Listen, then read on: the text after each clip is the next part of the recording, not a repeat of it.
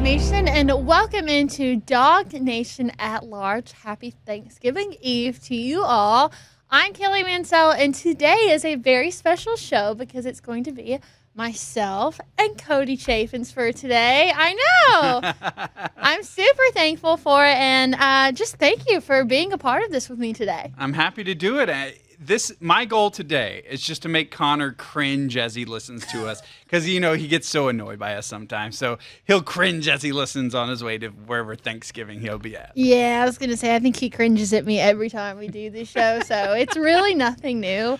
Cody, as I've gotten older, one of the things that has surprisingly become more difficult for me is deciding what I want for Christmas every year. You transition from toys to makeup and clothes and now those adultish things, and it's getting really hard for me to pick. But in light of something I saw recently, I think I finally know what I want, and I don't think it's going to be that hard to acquire.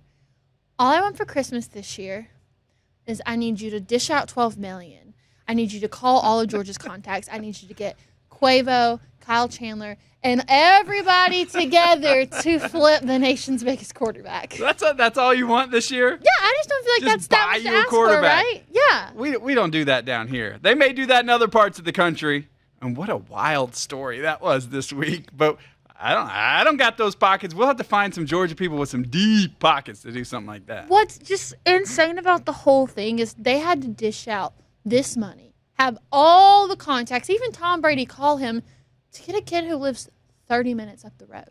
Right. So, for folks who don't know the story, right, Michigan and some of their donors decided they just wanted to take the nation's best quarterback away from LSU. So they called him up and offered him, what was it, $12 million? So it's $12 million. They had Tom Brady personally call him. They also have Dave Portnoy, if you're familiar with him. He is the founder and president of Barstool, offer him some longtime sponsorship or partnership. So they literally had to pull out so many stops to get an in-state kid. Like in Georgia terms, that would be like Georgia giving Julian Lewis $12 million and having all of their best people call him, let him know. And like you said, Georgia ain't doing that.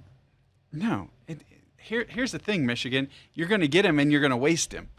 So what does it matter? And the other thing is, you don't know he shows up for a year and leaves, right? So that's there's nothing, those contracts anymore there yet. So we're not seeing that. And then the other thing is honestly, we don't know if anybody's in it. Georgia gets so many 5 stars. Not all those 5 stars pan out. So you don't know. If you think the kid's a slam dunk, maybe. If he is what you think he is, maybe it's worth the money. Maybe. But I guess you got the money. That's a good problem to have, right? Yeah, I guess so. I can't wait to watch Michigan have 8-win seasons over the next 3 years. And with that, this is DawgNation at Large. It's the show for the new breed of Georgia Bulldog fan. This is DawgNation at Large with DawgNation insiders Connor Riley and Kaylee Mansell. With DawgNation insiders Cody Chaffins and Kaylee Mansell. Sorry, had to revise it. We're switching it up this week. Connor is on the road. That's okay. I missed my birthday. Cody missed Halloween. So now Connor's got his one. We can all kind of let the absences go. But I'll show you what we got going on today's episode of DawgNation at Large. It is clean, old-fashioned hate week. Cody and I will give our thoughts on all things Georgia and Georgia Tech. Then since it is a Wednesday, college football playoff rankings were released last night. And, each and every week there's just so much to say about the things that are going down. So our own takes on that, then we'll follow it up with our favorite memes from the college football world. This week, I personally love Cody's, and I know that I've got a good one. So really excited to see those. And then we're going to draft Thanksgiving things. What are the things that make you excited? What are those Thanksgiving sides that get you up in the morning? But let's start with Georgia Tech first. Something's in the air.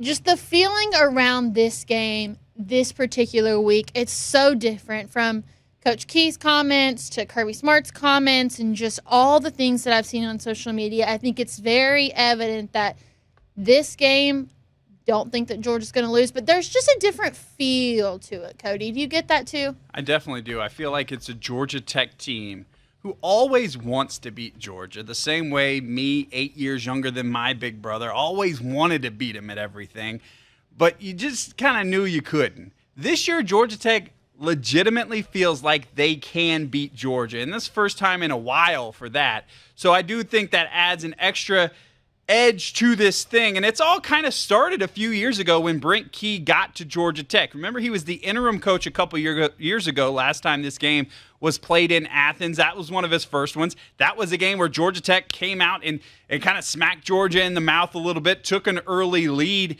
in that game. Georgia would, of course, come back to win, but it kind of started then. And then Brent Key, it is very different with him there now, and we heard that with kind of the way Kirby Smart talks about him, and it just feels, like you said, it just feels different, and I think it's because Georgia Tech legitimately feels like they can come in and win despite being, 20-point underdogs, according to Las Vegas. There's a quote that I thought of whenever I was hearing the Georgia Tech coach speak this week, and it's that when it comes to confidence, 50% of it is how much you actually have, and the other 50% is how much people think that you have. And I think that Georgia Tech has been wanting to project a really confident version of themselves, that for the first time in a long time, because of how well they've been recruiting and who they brought in the transfer portal and all the coaching pieces that they're bringing in together, that, like what you said, they actually believe that they have a chance this year. But it's one of those things that, like, when it actually comes down to it, you're actually playing the game of football, like,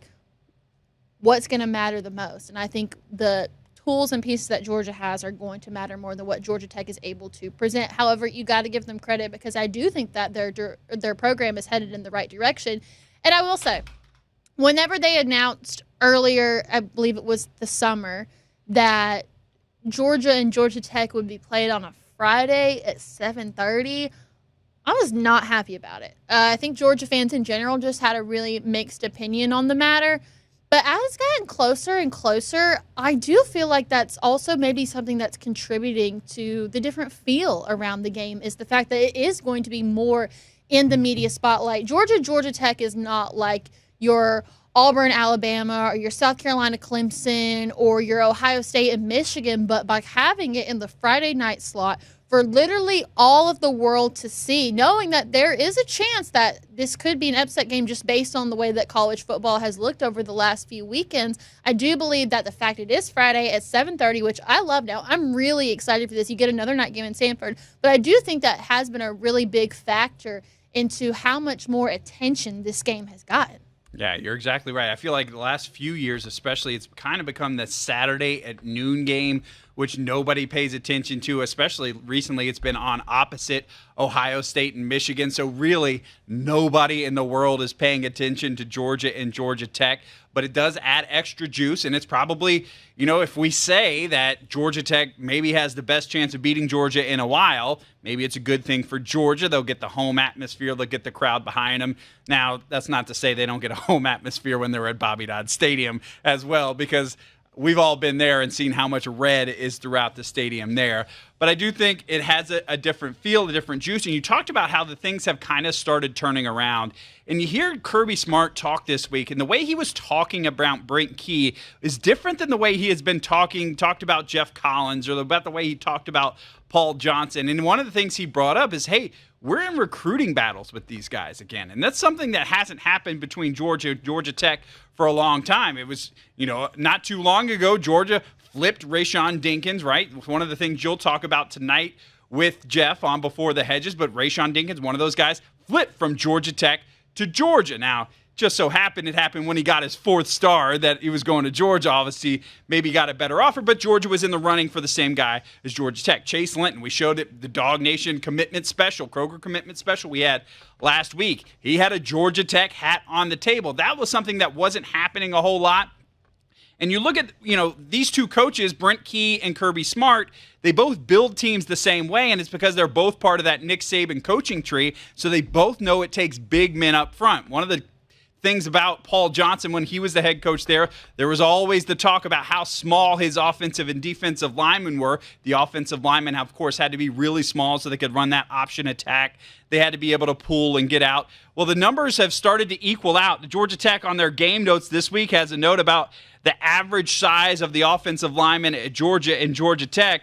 Well, Georgia, it says 6'6", 322 pounds. Georgia Tech 6'5", 309. That is definitely up from the 280-pound guys that Paul Johnson used to have on an offensive line. Defensive line, Georgia 6'4", 308. Little more of a disparity there, as Tech's defensive line only 6'4", 273. So the size difference a little more on the defense than the offense. But Kirby Smart talked this week about the offensive line, how physical they are, how they like to run downhill and run the ball at you. I think that's one of the things that's different about this Tech team, is they're kind of on an equal level player-wise, a more equal level, we'll say, player-wise than they have been. And part of that is because they're now in these recruiting battles with Georgia that they didn't used to be. Yeah, Georgia Tech offensive line is probably the most improved position group, if not just on the team, but around college football. I think they're top 5 in the nation for sacks allowed, have not allowed many sacks this year. So Kirby Smart's putting that on a bulletin board in the locker room, like somebody's got to get a hand on these guys. And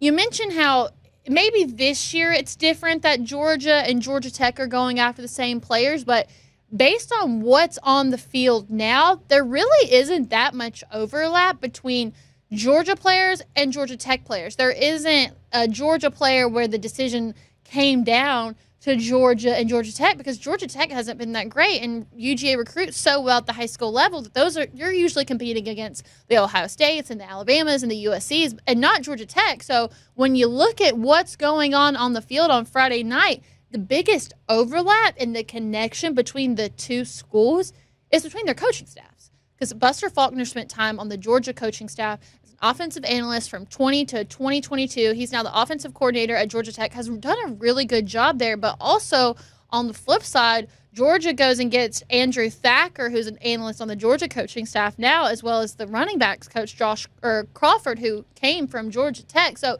it's weird to see it in a game where you're in your in-state rival, but mostly the only common overlap between the two teams is from your coaching staffs and not from players having to decide one or the other. Yeah, there's a couple of players, like E.J. Lights, he's a linebacker who was injured at Georgia and kind of played a backup role a couple of years ago, was injured last year. He went and made big play for Georgia Tech last week. So you got him. Brett Seither, who was the tight end that was at Georgia, who transferred over there to Georgia Tech. He got hurt earlier this year, so he won't be playing. So, yeah, there's not a whole lot of players like you talked about, but it is about the coaches. And Buster Faulkner, he's one of those guys, I think a lot of Georgia fans earlier this year, when everybody was talking about how Mike Bobo couldn't get things done, they would have loved to have him back, certainly. And Faulkner was one of those guys. Kirby Smart talked about him this week, about what his job was at Georgia. He wasn't even officially like a on-field coach for Georgia. He was an analyst, and he said he really accepted that role. He said his job was to coach the coaches, but actually his most important job, if you go back, Buster Faulkner's contribution to Georgia, was he was kind of the go-between between Todd Monken and Stetson Bennett. And there would be times where Todd Monken would be on the headset up in the booth just cussing Stetson Bennett out. And it's kind of like you got Google Translate, or you had to have the translator out there. Buster Faulkner was the translator to make Stetson Bennett not go crazy back at him, because he kind of put it in kinder, gentler terms. So Buster is one of those guys, and I do not expect him to be at Georgia Tech even beyond this year. He's done enough to kind of prove himself to potentially be a head coach. Fun fact about Buster Faulkner, too, he and I played on a rec baseball team together growing up. So he was a senior and I was a freshman. That's when he was at Parkview. I wasn't at Parkview, but he was a senior quarterback. He was getting ready to go to Valdosta State as well. You talked about Josh Crawford.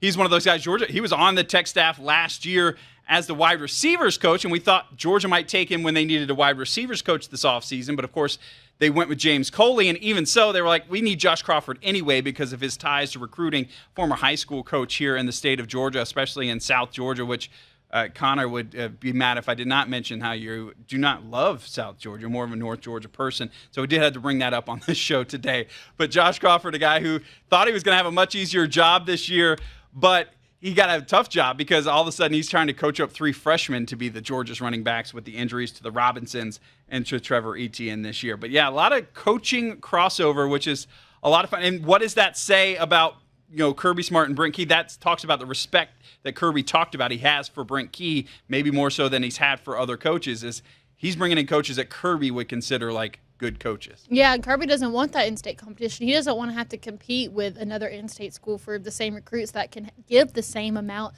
of time and attention as the Georgia coaches would. So I think that's a good point. You bring up, you talked about the freshman running backs. I do believe that Georgia is going to get some players back this week. It seems no official availability report because it's not an SEC game, but it does look like that the older running backs between Rod Robinson, Branson Robinson, even potentially Trevor Etienne could all be back in this game. And we finally do have some juice in the run game. Nate Frazier has brought a different level of excitement to this program, to the run game, and explosiveness and like a swiftness that we haven't really seen all year.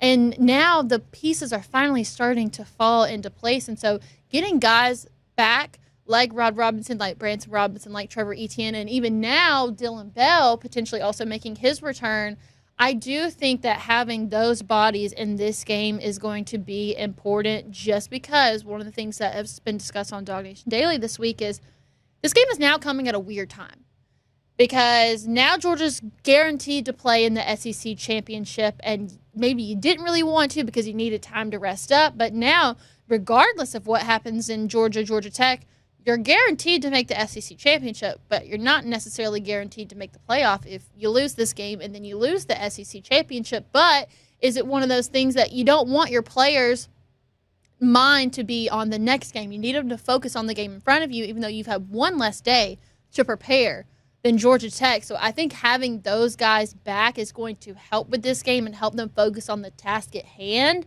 instead of thinking about what's to come. Yeah, I think a lot of those guys are going to be excited to get back. It'd be great. Last week, and we shared it earlier this week on The Beat, the show, I'm with Mike Griffith, some of the video we had of guys like Branson Robinson. Kind of has a knee brace, right, because he went out with that right knee injury in the Mississippi State game, but he is back. He was suited up last week. First time we saw Rod Robinson, he had been on like a scooter earlier this year because of the stuff he was having to deal with his foot injury. He hadn't played all year. And you think about it, Georgia, if they were to lose the SEC championship game, have a potential of 6 more games, including this Georgia Tech game. Oof. You got a lot of guys that, you're going to have more guys go down. There's going to be, time for some of these guys to get healthy and really make a contribution to this team. So, yeah, really excited to see them. Dylan Bell, a guy we saw last week in a walking boot. He was kind of signing autographs pregame. Was exciting to see him kind of interacting with the fans, but on a short week, not sure. And you think about it, Georgia Tech actually had a longer week to get ready for this game because that was a Thursday night game when they played NC State at home. So they've been preparing for Georgia ever since then. Georgia, of course, had an earlier game on Saturday, but still had to play on Saturday against UMass. So Tech with a couple of days extra to get ready, or I guess a day and a half extra to get ready for Georgia. So going to be interesting to see. Hopefully, all of this, you get the excitement of the guys coming back. You get the excitement of a Friday night. I think it just being Georgia Tech and a team who Kirby Smart has prepared his team for all week is going to punch you in the mouth. We'll have them focused and ready and not looking ahead to the SEC championship because, yeah, I think Georgia really was looking forward to maybe a couple weeks there to get everybody healed up, to get, rest a little bit. But now all of a sudden they got to go out and strap it up again in Atlanta next week. Georgia Tech playing last Thursday. Coincidentally advantageous, or is that just how the cookie crumbles? I think that's just how the cookie crumbles. They love those Thursday night games at Georgia Tech under the lights, and you get the city skyline. The Thursday night ACC games is something they've done for a long time. I'm sure they weren't mad about it, especially when they kind of decided to have this Friday night game against Georgia, which is something Kirby Smart said he can't even remember. It was sometime last year that they decided this game was going to be okay to play on a Friday night, which is strange, but I do like that the nation will be paying attention to this game for the first time in a long time. Yeah, maybe the committee will actually pay attention to Georgia, too. Oh, the committee. Oh, the committee. And we're going to talk all about the committee here in just a minute. But just one final thought on this.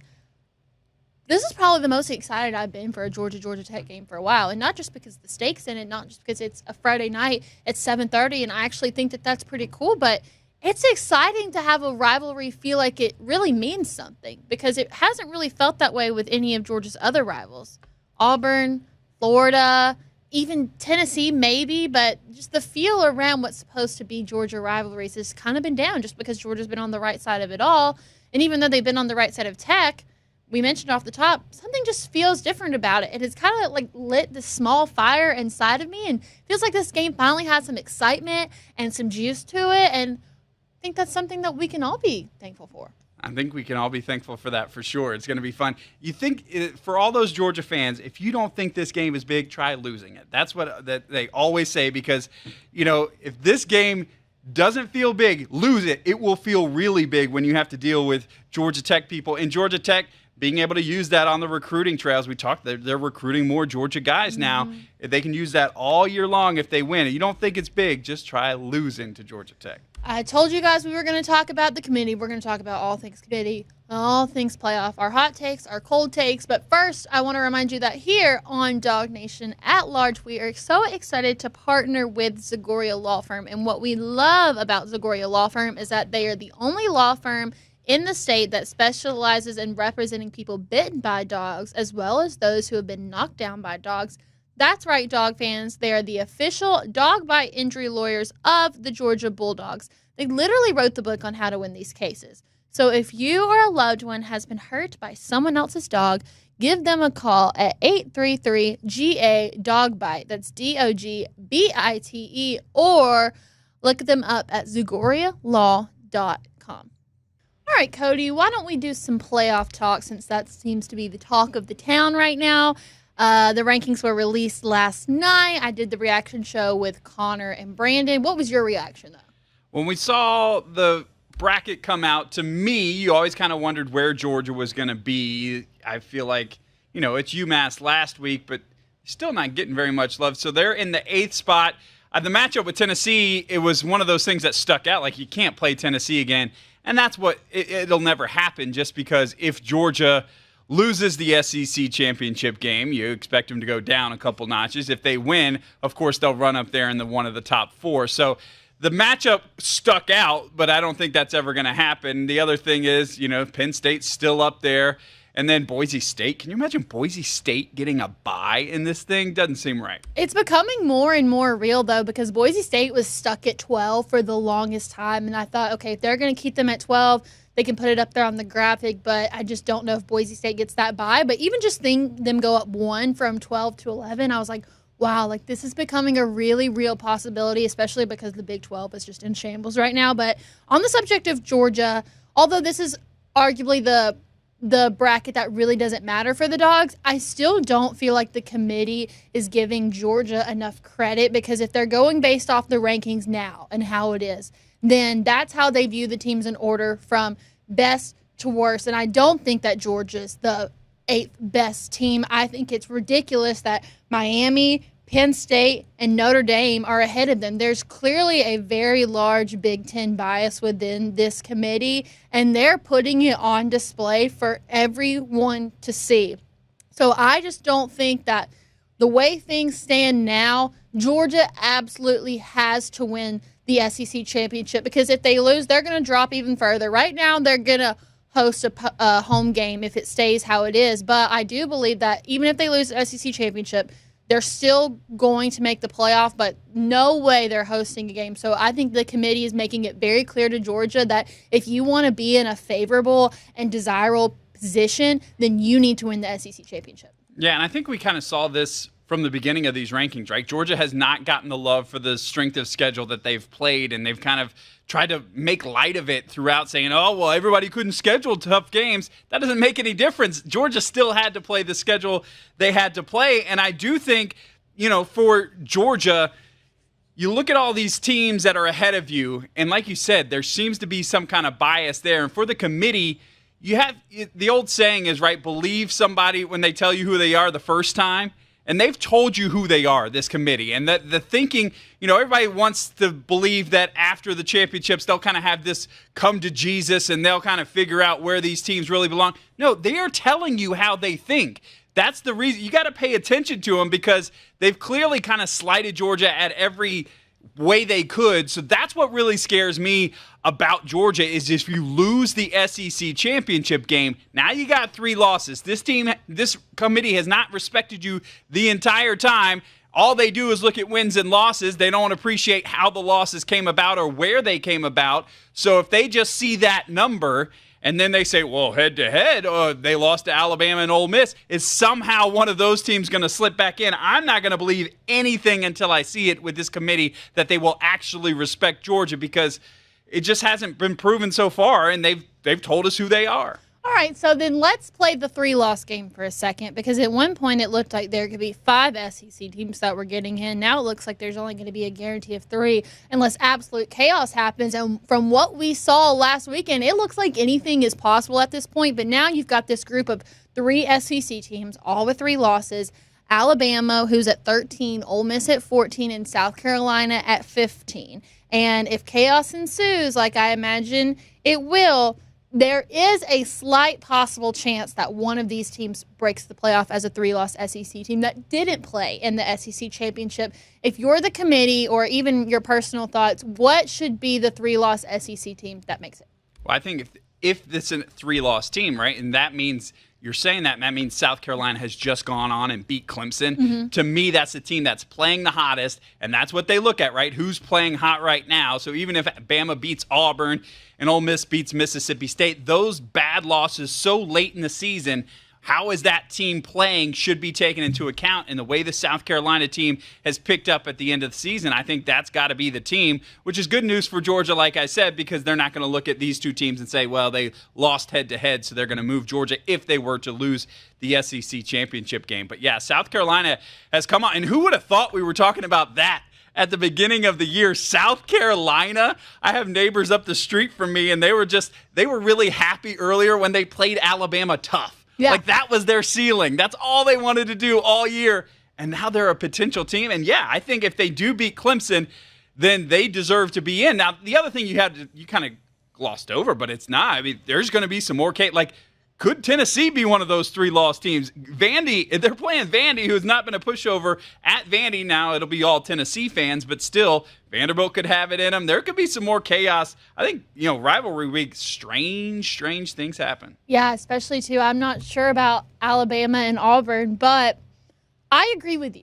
I think that if things remain how they are now, if South Carolina beats Clemson, if Alabama beats Auburn, if Ole Miss beats Mississippi State, and we're just kind of back in the position that we are now, if all the favorites win, I also think it should be South Carolina. And no, not just because Georgia lost to Ole Miss and Alabama, and I don't want to see them again or play them again, but South Carolina hasn't lost a game since October 12th. They have the longest win streak of any team in the SEC right now, and I don't want to look back on the games that they lost and say, well, if this happened and this happened, but I will, because South Carolina is 2 plays away from just having 1 loss in the SEC, and they did that on the road at Alabama, played LSU really close, but this was all early in the season. I think Brandon made the point on DawgNation Daily earlier that their defense has always been really good. I mean, just possibly the best defensive team in the country, but now Lenore Sellers is kind of coming into his own, and they're getting hot at the right time. So if that were the case,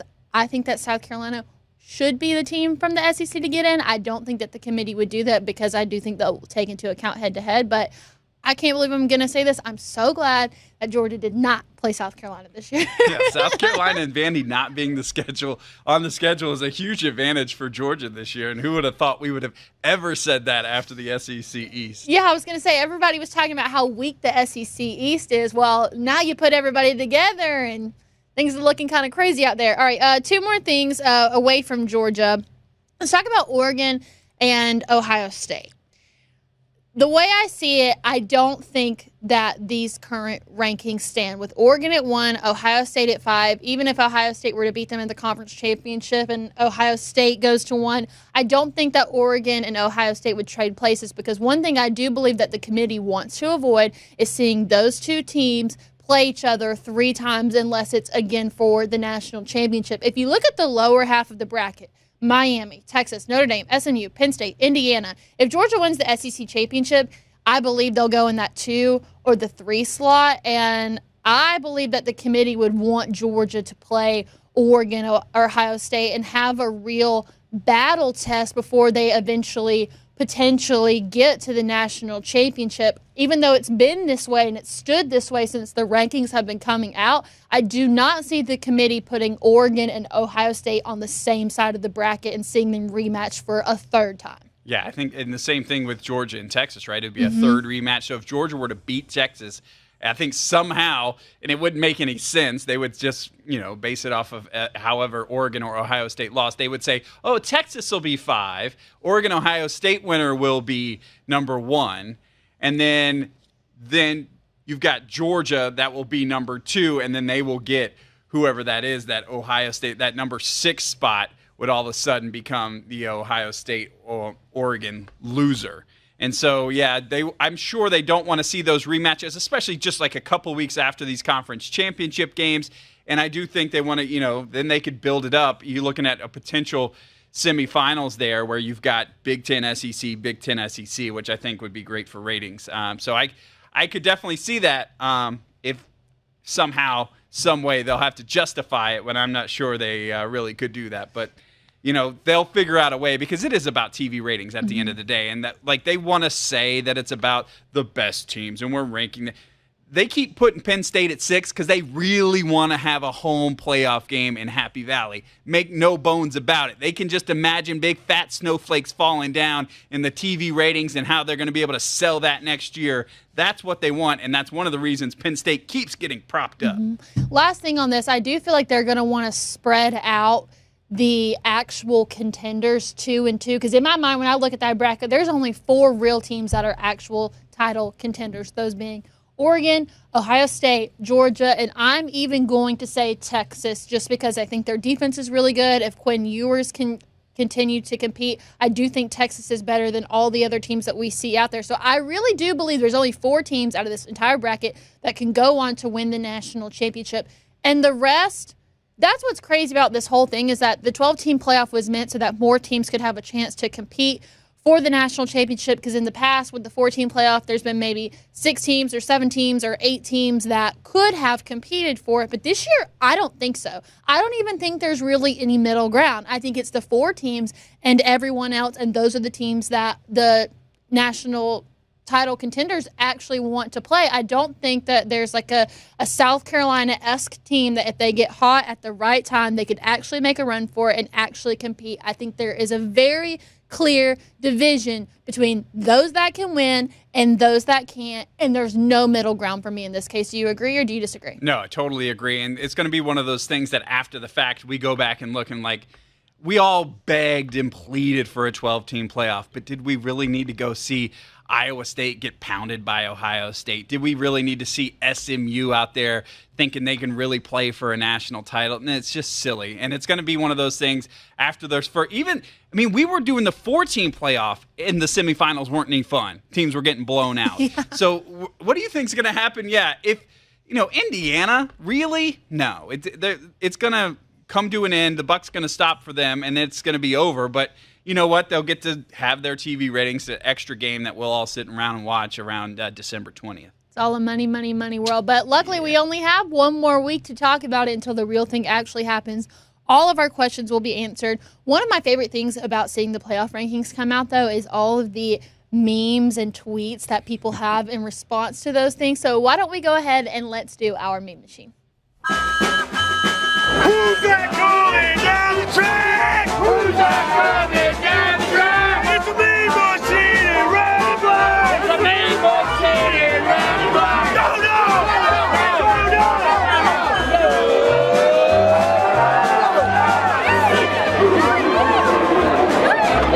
Another part of the day where we miss Connor. He would bring his meme to us, but we'll get through just the 2 of us, right? Yeah, we'll be fine. And I think for some reason with this being Georgia Tech on a Friday night, it's going to be really cold. It's going to be dark. It's going to be kind of spooky. Like, I just imagine that this game, if it's going to be a street fight, like Kirby Smart says, we're going to have a lot of memes to look forward to coming out of this game.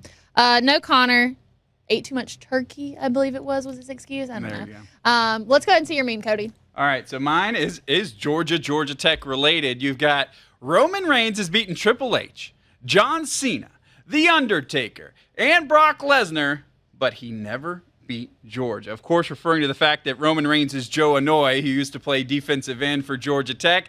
He was there during a 7-year streak that Mark Richt had there in the 2000s where they never beat Georgia. And so, too bad for you, Roman Reigns. Shout out to our man Cody Rhodes, who was on the other day on College Game Day. Also, Bill Goldberg, who we saw earlier this year in the Georgia-Florida Hall of Fame. Much better wrestlers. You don't want to hear anything from Roman Reigns, who could not wreck Georgia at any point in his career. I know Brandon would.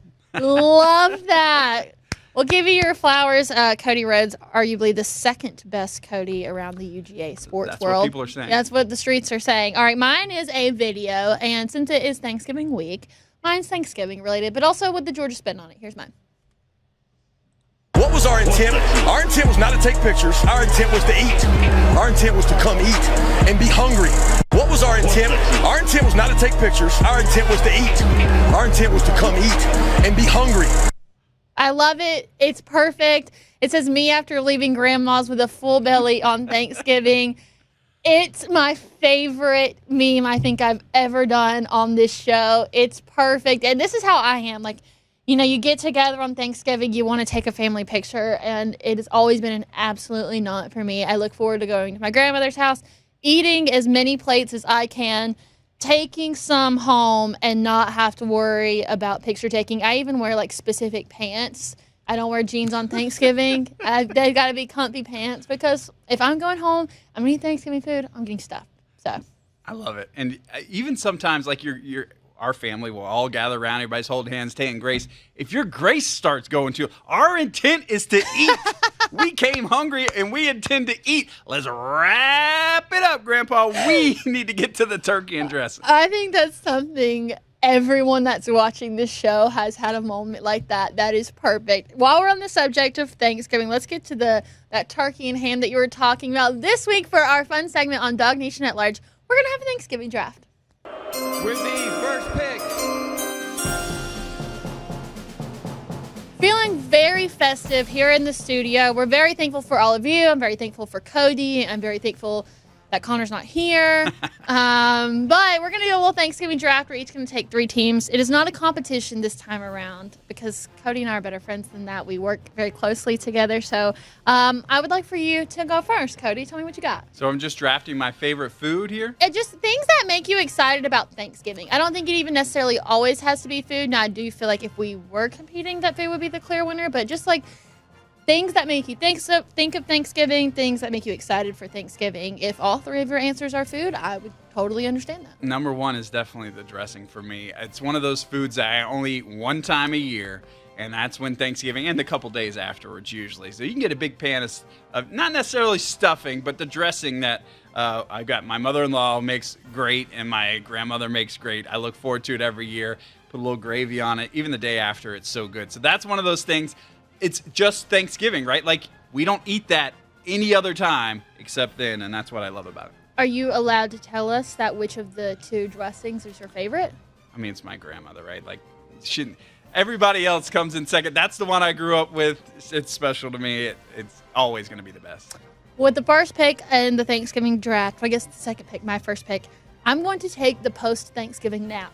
You've had a full belly all day. You've been all around the world. You said your hellos and your goodbyes. Your social battery's at an all-time low, and you just need that last-minute push so you can have leftovers at night and watch football with your family. That's something that I genuinely look forward to because you got to get up early. You got to get ready. I'm assuming you got to get your kids ready. So that Thanksgiving nap just always seems to come at the perfect time, gives you one last push before you have Thanksgiving dinner. So I'm taking that one. I love the post-Thanksgiving nap. For me, it's gotten shorter and shorter. I think you and I are both from blended families, which means multiple Thanksgivings we got to get around to. By the time I get to finally drift off a little bit, we got to get up. They're eating lunch or dinner somewhere else that we got to go to. But yes, nothing like that. Just chilling out. You wake up and you're like, oh, the Lions are still on, or what? There's still football. What game is it now? And you just kind of missed big parts of it. Yeah, that's definitely one. All right, we're gonna snake it, so you get to go again. Oh well, I'm glad we brought up football because that's gonna be my second pick. Is actually getting to watch football on Thanksgiving Day. Here in the DawgNation World Studio headquarters, our days are a little bit different than most, and so we actually never really get the time to watch football or really even have a whole day off, especially when the season's happening. And so that's one thing I do look forward to is actually being able to sit down and watch football with my family. I'm definitely a way bigger college football fan than I am an NFL fan, but I do enjoy watching the Lions and the Cowboys every year and kind of getting to look on the outside in and getting to just enjoy the game instead of analyzing every single thing that happens and not letting 18 and 19-year-olds control what my mental health is going to be like for that day. It's really awesome. All right, I like that. We do never get to sit down and watch a football game, so I do appreciate that. All right, next one for me, as you can kind of guess, my draft thing that I will say I love about Thanksgiving is the no judgment. You just kind of get you're encouraged to keep piling stuff on top of your plate, and like so you build your plate, you kind of have stuff around the outside, then you start putting stuff in the middle, and then you start putting stuff on top of other stuff because you don't want it, it's all so good. So that's one of those things. No judgment on that day. How many desserts did I eat? It doesn't matter. Did I eat dessert at each of those stops? We talked about multiple stops for our family. Did I eat dessert at all those places? Yes, I did. Did I try each one? Yes, I did. And everybody's okay with that. I feel miserable by the end of the day, and it does put me to sleep. But I do love that there's no judgment. You can just be a glutton. There is no judgment. There is no judgment on Thanksgiving Day. There is no judgment here, but I think that's where you and I might be a little bit different. Is I'm weird about letting my food touch, especially on days like Thanksgiving food doesn't really. Some of those things just don't mesh well together. So I prefer like the special plates that has it all like kind of separated for you. I don't know. Like a tray, like a school lunch tray. Kind of, yeah. Like I think my mom at her house. Whenever we go to hers, I have the special plate up top where you grab it and everything's kind of already separated. But that's just, I don't know, that's just one of my weird Kaylee things. Is that every food? Because especially breakfast is the best for that. You just mix it all together. And then I was on TikTok this week, naturally, and they had this thing, I guess it was in England. It's called a Christmas sandwich because they don't have Thanksgiving. It had stuffing and turkey and cranberry and gravy, and it's all like in one big sandwich. That would just drive you crazy, huh? That's the Ross leftover sandwich from Friends that everybody tries to recreate. I also this is gonna make me sound like a child. I've gotten so much better over the years, but I used to totally dislike Thanksgiving food, Christmas food, didn't like it, wasn't really my forte. Now I've had my taste buds change as I've gotten into adulthood, so I do enjoy a lot more, but I'm not a gravy person, not a dressing person. So Thanksgiving food, it's always like the go-to sides, like the classic sides that I like, but mixing everything together would bring me some anxiety. That's fair. All right, you got one more pick. One more pick for me, and this is easy. It's the leftovers, right? Got to go the day after food. The fact that you can get it all, and it almost tastes better sometimes. The second day, I know a lot of the dishes do. The leftovers for me. So I think all three of mine were eating. So sorry. That's okay. Since you didn't take it, I will. You took a food. You got to take mac and cheese. It is not Thanksgiving if there's no mac and cheese there. So we grew up, we didn't have mac and cheese growing up. It's become a thing now, especially with my kids because they love it. But it wasn't like a traditional thing for us. What was the traditional side for you? So we would do the dressing. We do a green bean casserole, some kind of green beans we've done. A lot of casseroles, like a squash casserole my mom would do. We would even do sometimes cream corn, a lot of stuff. Ooh. But mac and cheese was just, it wasn't on there. It is now, and I do appreciate it. But to me, I just don't associate it with Thanksgiving. See, mac and cheese is one of those things that it doesn't matter what house I go to. It's really hard to mess up. And usually whoever is making the mac and cheese on your family Thanksgiving is pretty elite at it. And even though everyone makes theirs a little bit different, that's one side that when I go to everyone's house, I know that I'm going to enjoy whatever mac and cheese is going to be there, no matter who makes it. So Do you have a preference on the noodle? Oh, the ones that are spiral ones. Oh, okay. That way the sauce kind of gets inside the spiral. So I'm going to go that because that one's hard to mess up. But there are a lot of individual family members that make very specific things very, very well that I'm only eating at Thanksgiving and Christmas. So looking forward to those things too. So no Connor, but we still did get a touchdown pick for Connor. Okay. It's time for our touchdown predictions for this week. So the score still stands that Connor and I both have 4 and Cody has 2. And the really sad part about our picks last week is that we all took an offensive player and a defensive player. And even though the rules were a little bit different, between all 6 people that were selected, nobody did anything. So the score is still the same after the UMass game, but that's okay because we're going to have some more weeks to do this now that the playoff has expanded. So Connor, we gave him the right to pick first, and he took Nate Frazier. So might as well just go ahead and put a 5 on there for him. Cody, would you like to take a pick? A big stretch from him, right? I know, right? I will say, let's get Dom Lovett in the end. I'm the kiss of death for all. I picked Christian Miller to get a sack last week. He got hurt. So I'm the kiss of death for everybody. But good luck, Dom.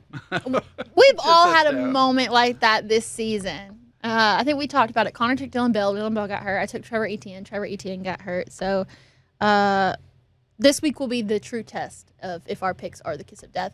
I'm going to take probably who's the not hottest, but like has the most momentum right now, and that's going to be Oscar Delp. Yeah. Didn't score a touchdown all season. Now he scored 3 in the last 2 games. So I'm going to take Oscar Delp, and hopefully that'll put some points on the board.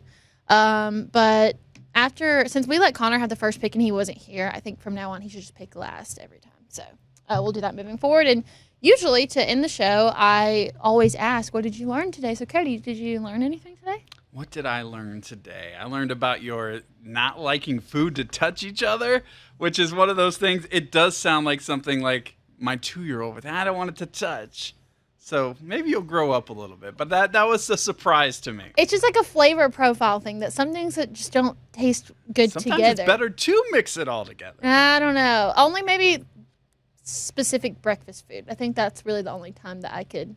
I mean, it's. You like a burrito bowl, right? I like if we're talking like a Waffle House hash brown bowl, that's fine. There you go. You know, ain't nothing wrong with that. I don't care about giving the free plug. I love Waffle House. It's Waffle Home, actually. So, What'd you learn today? Let's see. I learned that for your next birthday, I'm gonna try to bring you some dressing. There you go. Yeah. You cook it up in the middle of May. See if you can find that in the store in the middle of May. I'm going to do my best. You know, Kroger.com/Thanksgiving has the recipe, so I'll just go ahead and get it done now. All right, DawgNation, we thank you so much for joining us here on DawgNation at Large. We are so thankful for all of you. Thank you for tuning in each and every week. I hope you get to enjoy time with your family, enjoy time watching football, and enjoy time eating all of your best sides. And we'll see you right back here. It's going to be next Thursday, though, normal time at 7 o'clock, and we're going to break down all things SEC Championship because regardless of what happens this Friday, Dogs are still going to go, and that is something to be thankful for.